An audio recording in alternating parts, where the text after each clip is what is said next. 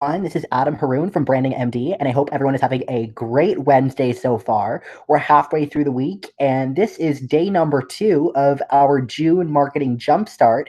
And today we are talking all about how you can make your competitors irrelevant with the right positioning and the right patient experience. So I think this is a very timely topic, given the industry landscape most of you find yourself in, regardless of your regional market, and something that I hope you'll take some very actionable insights away from. So I'm very excited to have all of you joining us today and really hope that you're going to be able to take away some very, like I said, tangible and easy to implement information from today's conversation. So really looking forward to jumping right in, and let's do just that. Want you to all know a little bit about me, who I am. But before that, I want to again thank you all for coming. There's an old saying that 80% of success is showing up, and I'm really delighted you're here. I know how busy all of your practices are and that it's not easy to carve the time out of your schedule to join me. So I really value this, half hour, 45 minutes of our time, and I'm going to make sure it's incredibly valuable for all of you. So very excited. Just a reminder of all of our dates as part of this webinar series. We are on day 2 of 8. And if you missed our first webinar yesterday, how to create a practice and marketing growth strategy that works, within the next hour, we're going to be sending out the replay for that. So you'll be able to watch that at your convenience. So we haven't forgotten about you. So very excited. Although, again, we love to have you join us live because that gives you the opportunity to ask any questions you have and make this an even more interactive experience. So try to join us live as often as you can. Great. So again, it wouldn't be summer without a cool treat. So I'm going to be providing you with a little gift this afternoon, but I'll be covering that at the end of our time together. So be sure to stay tuned. Great. So again, our topic today is all about how we can make competitors irrelevant with positioning and patient experience. And, this is something I talk about a lot. Again, I know some of you on this webinar know me and some of you do not. So again, my name is Adam Haroon. I am the managing director here at Branding MD. We are a strategic marketing company that works exclusively with aesthetic practices. And since starting my company, I've had the pleasure of speaking for Allergan and Merck. You can see me doing that. I've had the pleasure of speaking alongside many thought leaders and amazing KOLs in the aesthetic space. So I just love to share my knowledge, and that's exactly what I'm here to do with all of you today. So really looking forward to covering this topic. So what are we going to cover today? We're going to cover why being in the middle of the market is no longer a really relevant or frankly beneficial place for aesthetic practices to be. We're going to talk about the phases of your marketing plan success, words to avoid in your marketing, and how to really strategically position yourself to avoid competing on price. So lots of really cool content for you. And to lead into that, I want to share this very troubling statistic from the ASDS. That's the American Society of Dermatologic Surgery. They do an annual customer survey of patients across the United States, and what they've found is 50% of patients rank price as their primary buying criteria when they're seeking out cosmetic procedures. So that's not credentials of the provider. It's not the product being used. It's not the location of the practice. It is ultimately price. And that means our industry has really become quite commoditized. And that's somewhere we never want to find any of our practices. Another really troubling statistic we found is in a McKinsey consumer survey. For those of you who don't know what McKinsey is, they are probably the world's leading consulting firm. They work with the blue chip companies, the Fortune 500, and every year they do a global consumer survey across industries. And in their most recent consumer survey, which was done at the end of 2016, they found that consumers essentially are really looking to economize in many categories, right? And they call this trading down. So when it comes to things like consumer goods or things like clothing, things like little personal splurges, many consumers are now trading down in many categories so they can trade up or splurge in categories that matter to them, right?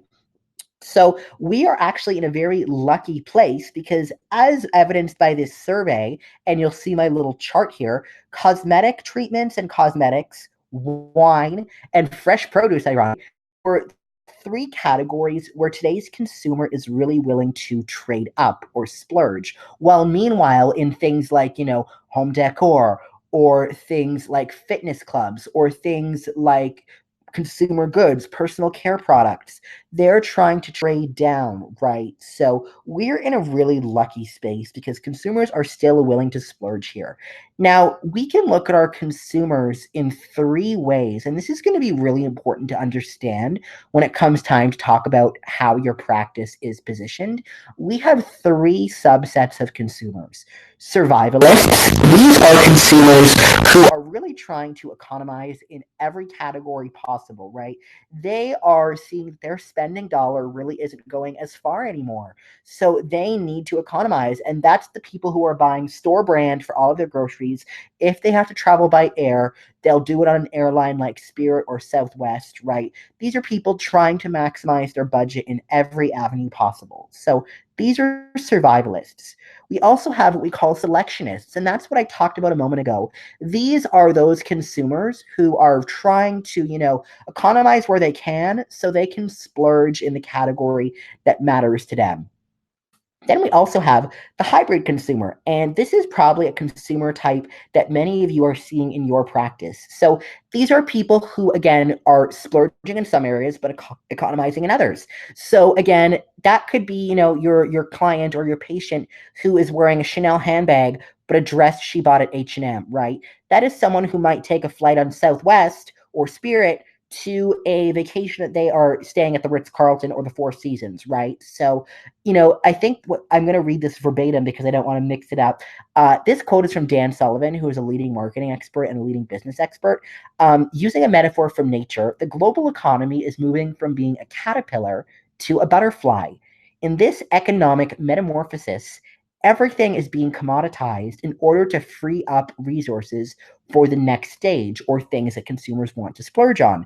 The more that consumers can save on commodities, the more they can spend on unique experiences, right? So in yesterday's webinar, we talked all about brands versus commodities. So you may want to take a look at that if you weren't able to join us live. But what I want you to understand from all of this consumer and global trend data is that if you're finding yourself in the middle of the market, right, you're saying we're not expensive, but we're not the cheapest, and you're kind of finding yourself somewhere in the middle, that's a very dangerous space to be because as you can see from global statistics, studies, and data, the middle market is really kind of falling away, and consumers are either going to trade down and economize, or they're going to splurge and trade up, but they are really rarely finding themselves in the middle anymore. So definitely want you all to understand that as we talk about positioning. I also want to recommend a book to you, besides my own, of course. It's called Blue Ocean Strategy. And this is where it's really all about creating uncontested market space while still capitalizing on the existing competitor landscape. So, what that all means, because that's a lot of words, what that all means is we want to create something that your practice offers that competitors can't touch, right? So, ultimately, what that means is, yes, we have offered products, right? Whether you are selling neurotoxin, whether you're selling a CO2 laser, radio frequency treatments, chemical peels, all these offered products that any other practice in the market can provide. But what goes behind that, right? What is your approach? What is your training and experience? What is your skill set? What is really the experience patients enjoy when they walk through your doors that no other competitor can emulate properly and really give you that unique edge? That is what a blue ocean strategy is all about. So one of the best ways to do this and get yourself out of the trap of, competing on price and patients shopping you around based on your price per syringe or the price of your laser treatment or the price of your units if you're offering neurotoxin at your practice, the best way to do that is really to repackage your treatments. Now, we're going to talk all about this in great length on a future webinar, but I do want to give you a little preview of that content today. So let's talk a little bit about how we can really begin to position things in such a way that you are no longer being seen as a commodity, right? So the first pricing and really packaging strategy I want to provide to you is from the world of fashion. And this is called contextual pricing. So here you see Chanel. Let me give you the example of Chanel. So if you walk into Chanel boutique, you can see a handbag or an evening gown that might be $10 or even $15,000, right? And that's, for a subset of their consumers, that's certainly what they're looking for. But for the majority of people who walk into a Chanel boutique, that's going to be out of reach. But then what you'll see also in the boutique is the keychain for $300 or $400, maybe $200 if it's something very simple. And, in a regular market context, $200 for a keychain seems outrageous, right? You can get keychains at the dollar store. But when you compare that to that $15,000, $10,000 evening gown or the handbag, all of a sudden $400 or $300 for a keychain seems incredibly affordable. So this is what we call contextual pricing, right? It's that old saying, how do you sell a $20,000 watch? You put it next to a $25,000 watch. Or how do you sell a $10,000 watch? You put it next to a $100,000 watch, right? So contextual pricing is the concept of offering a very high ticket item so that all of your other offerings look much more affordable by comparison. And at the same time, there will always be a subset of your consumers, right? If they come into your practice, whether these are the people, whether they are shopping for, skin tightening or whether they are shopping for patio furniture, they're going to say, well, what's your best one? Just give me that. That is exactly the strategy we want to use in your practice. So here's what that looks like. And here's an example for you, right? And a lot of practices make the mistake of they may offer, some kind of, signature treatment or, liquid facelift type offering where they're combining several procedures and modalities into one. But where they often make the mistake is they will make that, oh, because you're bundling procedures, you're getting a price savings, right? We don't want to actually do that. We want to take your signature procedure and make that the highest ticket offering you have in your practice. Because again, some of your patients will absolutely want to take you up on that prestige offering, right? But another subset of your patients aren't ready for that. But all of a sudden, $600 for a syringe of filler or $11 for a unit of neurotoxin compared to that $5,000 plus liquid facelift, that looks incredibly affordable, right? Another thing I would encourage all of you to do, we call this the rule of sevens and nines. If you are ending your prices in sevens and nines, psychologically, we associate that with discounting and low quality, right? If you walk into a Walmart, everything in there is going to be ending with 99s as far as pricing is concerned. If you walk into Louis Vuitton, everything is going to end with a nice round number. So, in your pricing strategy, if you're ending things with sevens and nines, I would discourage that and encourage you to either use round numbers or encourage you to end your numbers with a 5. Those numbers typically are psychologically associated with higher quality. So again, that's called the 7 and 9 rule. So you want to be very cognizant of that. So that's one strategy. Another way to really set your practice apart and position you uniquely is called really about really about giving you a remarkable experience in every interaction your patient has with you, from the way you answer the phone to the way they're treated in your reception area to the quality of materials you're giving them post treatment, right? Not just a printed off Word document. It's all about creating, and I'm going to use this quote from the book I'm about to share with you, a unique experience in every interaction. I'm going to say that again. A unique experience in every interaction. You might want to write that down. That's from The New Gold Standard, which is a book all about the Ritz-Carlton and their culture of customer service excellence, right? We really want to make sure that we create an experience whereby people aren't shopping on price because they want to come to your practice, right? Even if another practice offers a lower price, they aren't shopping on price. They're coming to your practice because of the experience you offer them. So we're going to cover that in great detail in a future webinar as well. But for now, I just want you to remember a key element of your practice's positioning is creating a unique experience in every interaction that surpasses the client's and patient's every expectation. So keep that in mind as well. Great. On that note, there's 2 words I want all of you to remove from your vocabulary starting today. And those are discount and free, right? Both of those words, psychologically, the consumer associates with lower quality, right? Like, for example, if I was to tell you you could dine at a five-star restaurant and you would get a filet mignon for only $9.99, you would be wondering, like, is there something wrong with the food? Is it going to make me sick after? Like, is the chef even trained? Right? That price raises a red flag in your mind. Conversely, free, this is one to write down. There is no value in free anymore, right? People see that word as just meaning junk you're throwing at them to try and secure, a deal or something like that. Now, let me be clear. I am not against offering something at no cost, and I am not against price incentives, but I am against using these two words. So, what we'll want to say instead of discount is savings or incentive, right? So, not discount, but savings or incentive. And instead of the word free, I would encourage you to use the word complimentary, right? Things at the yard sale are free. But if you go to the Ritz-Carlton, everything there is complimentary. So it's a little change, but in the mind of a consumer or a prospective patient, it makes a world of difference. So I would encourage you to make sure you're avoiding these two words, discount and free. Small changes, big difference. So let's talk a little bit more about patient experience, right? We've talked about some words not to use, but what goes into creating that unique experience in every interaction, right?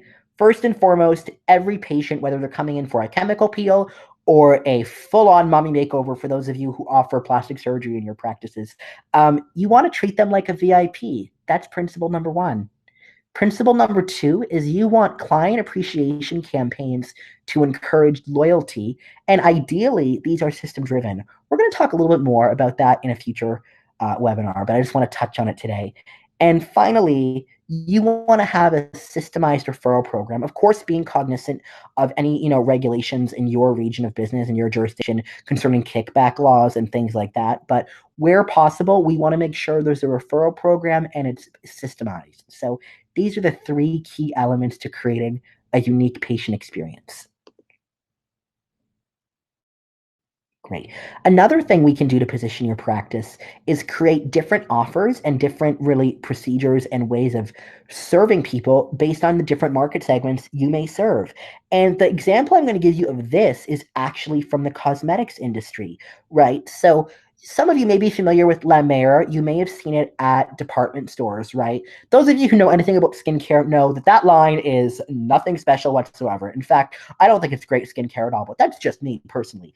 But what they do and what is so magical about how they do things with La Mer, and I'm sorry, my slides just skipped. I'm just going to get back to where I was. Here we go. What's magical about La Mer is they have completely mastered the art of selling a luxury product, right?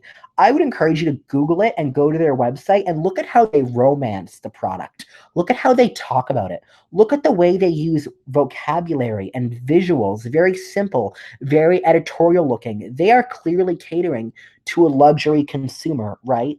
But the funny thing is, La Mer is just one of many, many brands in the portfolio of Estee Lauder, right? So here you see we have a whole collection of brands you may be familiar with, right?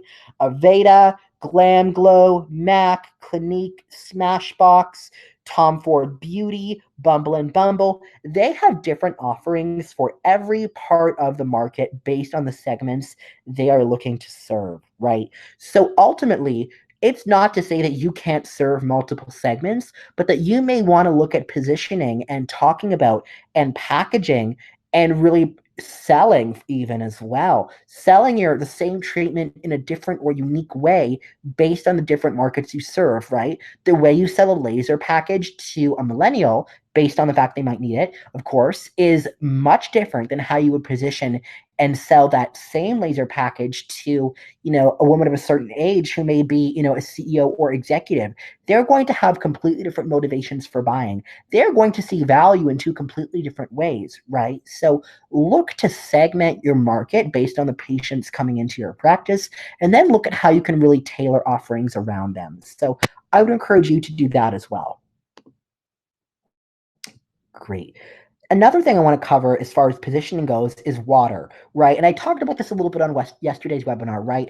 Water is the biggest commodity you can think of, right? I'm sure all of you on this webinar are only a few steps away from a tap where you can get water at no cost, right? Yet many of us will choose to buy bottled water, and many of us have a favorite brand, right? Everything from Nestle Pure Life on the low end of the market to Fiji and Voss on the high end of the market, right?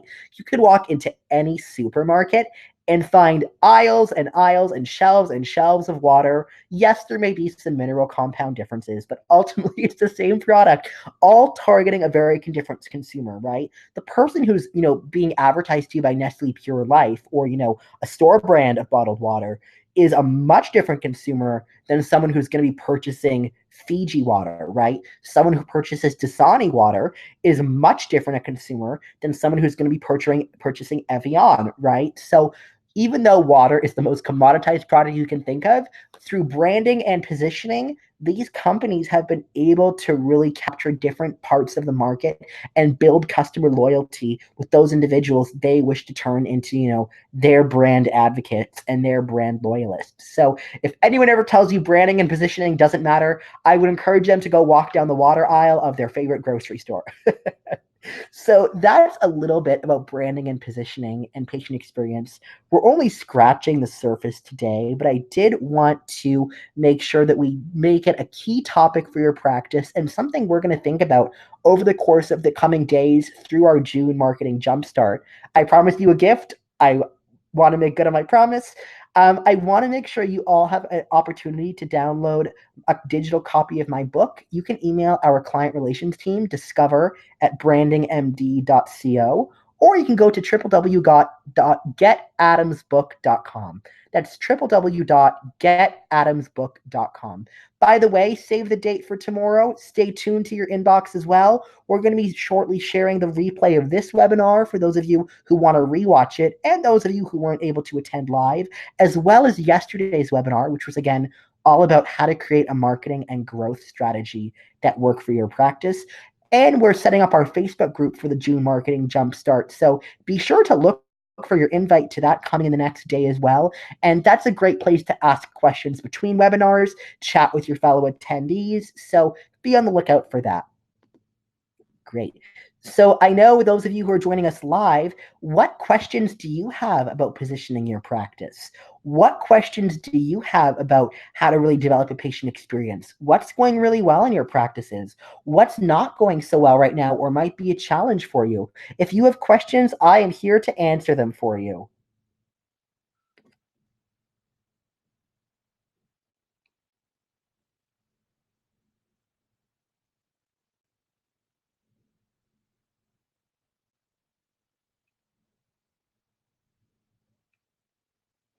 Awesome. Well, what I would encourage you to do is as you are rewatching the webinars, write your questions down and bring them every day. Even if we're not covering that topic on a particular day, I'm more than happy to clarify anything you're curious about. So again, I'm here to be a resource for you as part of the June Marketing Jumpstart. So thank you so much for your time today, everyone. I hope you found this valuable. And as always, if there's anything I can do for you, I'm Sarah. I'm so glad you like the water analogy. Awesome. We've got a lot more great content coming. So be sure to check that out. Our webinar tomorrow is going to be all about how to empower your team to sell more treatments and procedures. Same time, same place. So looking forward to chatting with all of you then. And I hope you found this valuable. Can't wait to see you all tomorrow, and I hope you all have a great rest of your afternoon. Thank you so much, guys. Take care for now. Bye-bye.